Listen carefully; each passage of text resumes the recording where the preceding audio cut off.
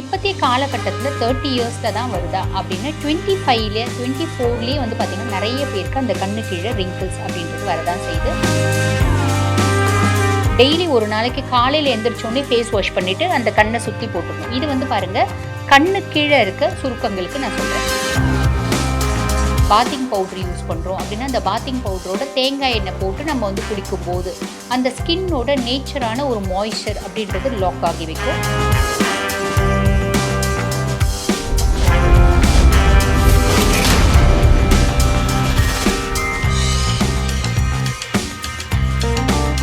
நடப்பு உண்மைகள் நேயர்களுக்கு வணக்கம். நான் doctor Deepa Lalan, BHMS homeopathic physician.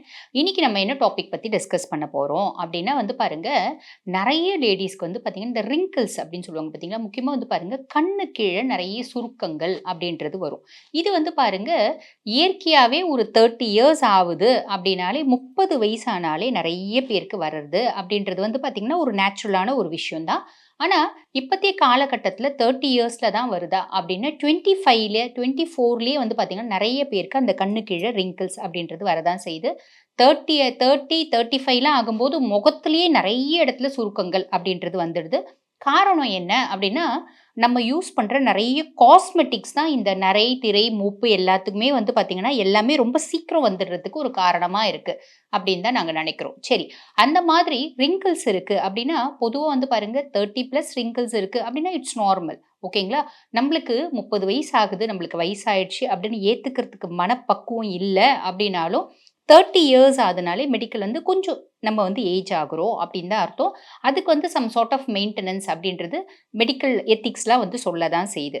சரி, இப்போ இந்த மாதிரி இருக்கவங்க நிறைய வந்து என்ன பண்ணுறாங்க, ஒரு 25 26 வயசு 30 32 வயசு இருக்கவங்களாம் அந்த கண்ணு கீழே நிறைய சுருக்கங்களுக்கு வந்து பார்த்திங்கன்னா நிறைய டெர்மட்டாலஜிஸ்ட் கிட்ட போவாங்க. அயல் யூரானிக் ஆசிட் ஃபில்லர்ஸ் வைப்பாங்க.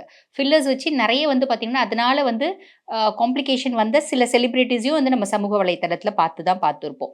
சரி, அந்த மாதிரி நம்மளுக்கு வந்து பார்த்திங்கன்னா கெமிக்கல் ஃபில்லர்ஸ் இல்லாமல், கெமிக்கல் வந்து ஒரு ட்ரீட்மெண்ட் இல்லாமல் ஹெர்பல் பேஸ்ட் ஏதாவது வந்து பார்த்திங்கன்னா ப்ராமிசிங் எஃபெக்ட் கொடுக்குமா அப்படின்னு கேட்டிங்கன்னா சாலிடாக இருக்குங்க. இந்த மாதிரி ஹெர்பல் பேஸ்டு மெடிகேஷன்ஸ் அப்படின்னு சொல்லலாம், இல்லை ஹோம் ரெமெடிஸ் அப்படின்னும் அதுக்கு சொல்கிறது உண்டு.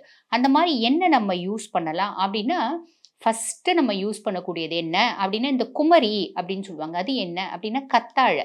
இந்த கத்தாழையினோட ஜெல் வந்து பார்த்திங்கன்னா இப்போ ஆர்கானிக் பல இடத்துல வந்து கிடைக்குது. அதுக்கும் மேலே வந்து பாருங்கள் இந்த கத்தாழை ஜெல்லு நம்ம வீட்லேயும் ரெடி பண்ணிக்கலாம். ரெடி பண்ணிவிட்டு இல்லைனா ஃப்ரெஷ்ஷாக கத்தாழை எடுத்து கொஞ்சம் அந்த சோத்தை மட்டும் எடுத்துகிட்டு நல்லா ஒரு 7 முறை வாஷ் பண்ணிடணும். வாஷ் பண்ணிவிட்டு அந்த சோறு அப்படியே நம்ம எதுவும் ஜெல்லெல்லாம் ப்ரிப்பேர் பண்ணணும்னு இல்லை, கண்ணு கீழே நல்லா ரப் பண்ணி லைட்டாக ஸ்மூத்தாக ரப் பண்ணி விடலாம். இது ஒன்று பண்ணலாம் அந்த சுருக்கங்கள் வராமல் இருக்கிறதுக்கு. ஏன்னா எந்த உடம்புல வந்து பார்த்திங்கன்னா ஹைட்ரேஷன் ஜாஸ்தி இருக்கும், அந்த தோல் வந்து வரலாது. தோல் வரலை அப்படின்னும் போது சுருக்கங்கள் அப்படின்றது ரொம்ப கம்மியாக தான் இருக்கும், வராது. புரியுதுங்களா? ஆனால் ஜென்ரலாக ஒன்று தெரிஞ்சுக்கோங்க, இந்த நரை, திரை, மூப்பு அப்படின்றது மாற்றுறது ரொம்ப கஷ்டம் தான். எல்லாருக்கும் வயசான தோல் சுருக்கம் அப்படின்றது வரதான் செய்யும். தலைமுடி வெள்ளையாகிறதுன்றது இருக்க தான் இருக்கும். அதுக்கும் மேலே வந்து பார்த்திங்கன்னா சிலர் வந்து பாருங்கள் ஒரு 30 வயசு தான் இருக்கும், ஆனால் பார்த்தா 40 வயசு மாதிரி தெரிவாங்க. சிலர் வந்து பாருங்கள் 45 வயசு இருக்கும், ஆனால் பார்த்தா 35 வயசு மாதிரி தான் தெரிப்பாங்க. அது எதனால் அப்படின்னா அவங்க மெயின்டைன் பண்ணுறதுனால அப்படின்னு அர்த்தம். ஸோ எக்ஸ்டர்னலாக வந்து பாருங்கள் இந்த கத்தாழை ஜெல் அப்ளை பண்ணலாம், இல்லை அதை சும்மாவே எடுத்து ரப் பண்ணிக்கலாம். அதுக்கப்புறம் வந்து பாருங்கள் நம்ம இந்த ஆளி விதை அப்படின்றது நம்மளுக்கு நாட்டு மருந்து கடையில் கிடைக்கும். இப்போலாம் டிபார்ட்மெண்டல் ஸ்டோர்ஸில் கூட விற்கிறாங்க. அந்த ஆளி விதை வாங்கிக்கலாம். ஃப்ளாக்ஸ் சீடு அப்படின்னு சொல்லுவாங்க. அந்த ஃப்ளாக்ஸ் சீடு வாங்கிட்டு சும்மா ஒரு டீஸ்பூன் நீங்கள் கடாயில் போடுறீங்க அப்படின்னு வச்சுக்கோங்களேன். சூடு பண்ணுறீங்க, கடாயை லைட்டாக சூடு பண்ணுறீங்க. ஒரு டீஸ்பூன் போடும்போது பட்டுன்னு எள்ளு வெடிக்கிற மாதிரி வெடிக்கும் போது ஒரு கிளாஸ் தண்ணி ஊற்றிக்கோங்க. தண்ணி ஊற்றிட்டு அதை வந்து பாருங்கள் லைட்டாக கிளறி விட்டுட்டே இருக்கணும். அதில் வந்து பாருங்கள் கிளிசரின் கொஞ்சம் போட்டுக்கணும். கிளிசரின் வந்து பாருங்கள் இப்போ 1 ஸ்பூன் ஆளி விதை அப்படின்னா அதுக்கு வந்து 1 கிளாஸ் தண்ணி ஊற்றுறீங்க அப்படின்னா ஒரு ஏறக்குறைய 15 ml கிளிசரின் இல்லை 20 ml கிளிசரின் நீங்கள் அதில் போட்டுருங்க. போட்டு நல்லா கலந்துகிட்டே இருக்கும்போது ஒரு ஸ்டேஜ் வரும், ஜெல் வரும். அந்த ஜெல்லை வந்து நம்ம என்ன பண்ணணும், வடிகட்டிக்கணும். டீ வடிகட்டுறது இருக்குது பார்த்தீங்களா, அந்த மாதிரி அதில் வந்து இந்த மெட்டலில் வர டீ ஃபில்டர் இருக்குது, அதில் நம்ம வடிகட்டிட்டு அந்த ஜெல் எடுத்து வச்சுக்கணும். ஜெல் எடுத்து நல்லா ஆற வச்சு ஒரு கண்டெய்னரில், அதாவது ஒன்று சில்வர் கண்டெய்னர் இல்லைனா வந்து கண்ணாடி கிளாஸ் கண்டெய்னரில் போட்டு ஃப்ரிட்ஜுக்குள்ளே வச்சிடணும். டெய்லி ஒரு நாளைக்கு காலையில் எந்திரிச்சோடனே ஃபேஸ் வாஷ் பண்ணிவிட்டு அந்த கண்ணை சுற்றி போட்டுடணும். இது வந்து பாருங்கள் கண்ணு கீழே இருக்க சுருக்கங்களுக்கு நான் சொல்கிறேன். கண்ணை சுற்றி போட்டுடணும். முகத்துலேயும் சுருக்கம் வருது, எனக்கு நியர்லி 35 இயர்ஸ் ஆகுது, 36 இயர்ஸ் ஆகுது அப்படின்போது முகத்துலேயும் நிறைய பேருக்கு சுருக்கங்கள் இருக்குது. அத போட்டுக்கலாம். போட்டுட்டு ஒரு 1/2 மணி நேரம் ஊறிட்டு நம்ம ஃபேஸ் வாஷ் பண்ணிக்கலாம். திருப்பி சாயங்காலம் நீங்க வொர்க் போறீங்க, இல்ல வந்து ஹவுஸ் ஒய்ஃப் தான் சாயங்காலம் தான் எனக்கு திருப்பி ஃப்ரீ ஆகும். சாயங்காலம் திருப்பி ஒரு முறை முகம் கழுவிட்டு இத அப்ளை பண்ணிக்கோங்க. முகம் ஃபுல்லும் அப்ளை பண்ணிக்கலாம், இல்ல கண்ண சுத்தியும் அப்ளை பண்ணிக்கலாம். முகம் ஃபுல்லும் அப்ளை பண்ணிக்கும்போது ஒரு ஜஸ்ட் மசாஜ் அது மேல் நோக்கி பண்ணிக்கலாம். கண்ண சுத்தி மசாஜ் கண்டிப்பா பண்ணக்கூடாது. ஏன்னா, அந்த ஸ்கின் வந்து ரொம்ப சென்சிட்டிவா இருக்கும். அதனால லைட்டா அப்ளை பண்ணி அப்படியே விட்டுடணும். அதே மாரி நைட் ஒரு முறை முகம் கழுவிட்டு தூங்க போறதுக்கு முன்னாடி இது வந்து நம்ம அப்ளை பண்ணிக்கலாம். இப்ப நெறைய பேருக்கு சந்தேகம் வரும். இது ஈரம் ஆயிடுமா? அப்படின்னு ஈரம்லாம் பெருசா ஆகறதில்ல. ஏன்னா நம்ம வந்து ஃப்ளாக்ஸ் சீட் ஜெல் ரொம்ப ஈரம் கிடையாது. கத்தாழைனாலும் ஒரு சிலருக்கு ஈரம் ஆகறதுக்கு வாய்ப்பு உண்டு. ஏன்னா இப்ப மார்கழி மாதம். அப்ப நெறைய பேர் வந்து ஈரம் ஆயிடுமா? சில்னஸ் இருக்குமே அப்படிலாம் யோசிப்பீங்க. ஈரம் ஆகாது. நம்ம வந்து ஃப்ளாக்ஸ் சீட் ஜெல் அப்படின்போது அது வந்து கூலிங் கெப்பாசிட்டி கிடையாது. அதுக்கும் மேல உங்களுக்கு கொஞ்சம் டவுட் இருக்கு. அப்படின்னா அந்த ஜெல் காய்ச்சும்போதே, அந்த ஜெல் நீங்க பிரிப்பேர் பண்ணும்போதே, சின்ன டீஸ்பூன்ல ஒரு 1/4 டீஸ்பூன் மஞ்சத்தூள் நீங்க அதில போட்டுக்கோங்க. அந்த மஞ்சள் நெறைய பேருக்கு சந்தேகம் வரும். சாதா மஞ்சளா, கஸ்தூரி மஞ்சளா அப்படின்னா உங்களுக்கு எது கிடைக்குதோ அத போட்டுக்கோங்க. ஆக இது அப்ளை பண்றது வந்து பார்த்தீங்கன்னா, நம்மளுக்கு அந்த சுருக்கங்கள குறைக்குங்க. அதே மாரி எக்ஸ்டர்னலா இத அப்ளை பண்றீங்க. இன்டர்னலா வந்து பாருங்க, நம்மளுக்கு ஸ்கின் ரொம்ப நல்லா இருக்கணும், க்ளோயிங்கா இருக்கணும் அப்டின்னாலே நம்ம ஜிஐடி நல்லா இருக்கணும். அதாவது வாயிலருந்து ஆசன வாய் வரைக்கும். நம்ம குடல் சொல்லுவாங்க பார்த்தீங்களா? வயிறு, சிறுங்குடல், பெருங்குடல் எல்லாமே ஆரோக்கியமா இருந்தா தான் நம்ம தோல் ஆரோக்கியமா இருக்கும் அப்டின்னு சொல்றது உண்டு. அப்ப நம்மளுக்கு தோல் ஆரோக்கியமா இருக்கணும் அப்டின்னா, ஃபர்ஸ்ட்டு விஷயம் நம்ம நல்லா ஹைட்ரேட்டடா இருக்கணும். ஒரு நாளைக்கு 3 லிட்டர் தண்ணி கம்பல்சரி குடிக்கணும்.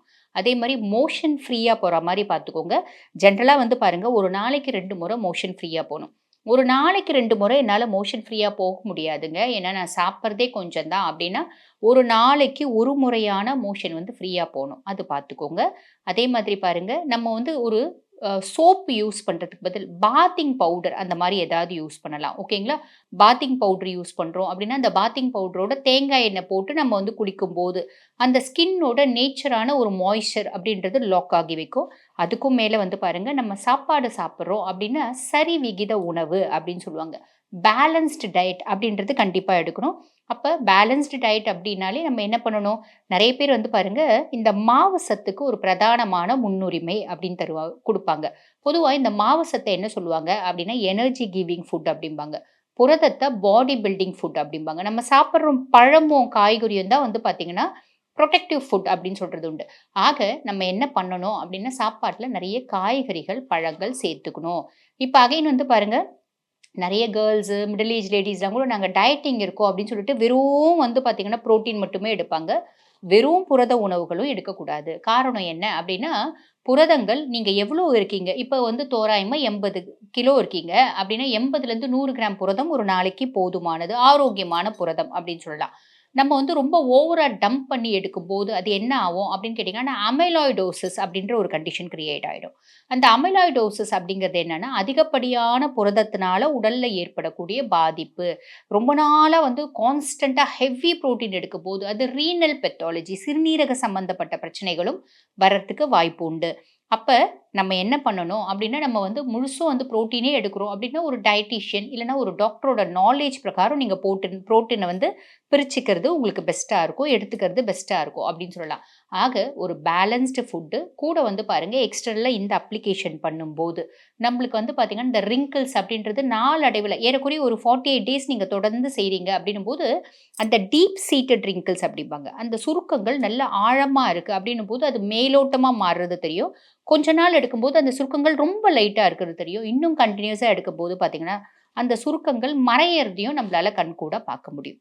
ஆக இந்த பதிவு உங்களுக்கு பயனுள்ளதா இருக்கும்னு நினைக்கிறேன். இதே மாதிரி இன்னொரு பதிவுல உங்கள சந்திக்கிறேன். Thank you.